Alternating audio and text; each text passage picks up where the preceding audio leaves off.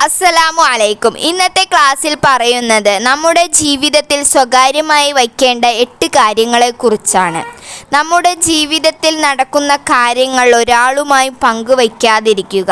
അത് നമുക്ക് ദോഷമായി മാറുക തന്നെ ചെയ്യും. അതിനൊരു ഉദാഹരണം പറയാം.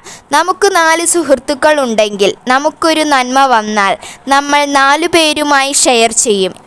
അപ്പോൾ 4 പേരും എടുക്കുന്നത് ഒരേപോലെ ആയിരിക്കുകയില്ല. വ്യത്യസ്തമായ രീതിയിലാണ് ഈ 4 പേരും നമുക്കൊരു നന്മ വന്നാൽ കാണുന്നത്.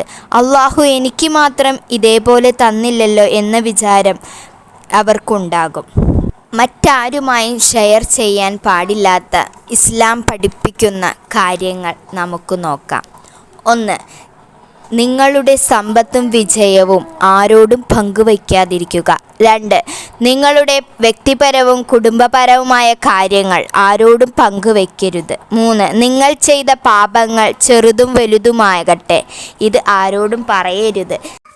4. ഭാവി പദ്ധതികൾ. 5. നിങ്ങളുടെ ബലഹീനതകൾ, നിങ്ങളുടെ കുറവുകൾ. 6. അള്ളാഹുമായുള്ള നിങ്ങളുടെ ബന്ധം. 7. നിങ്ങളുടെ കുട്ടികളുടെ തെറ്റുകൾ. 8.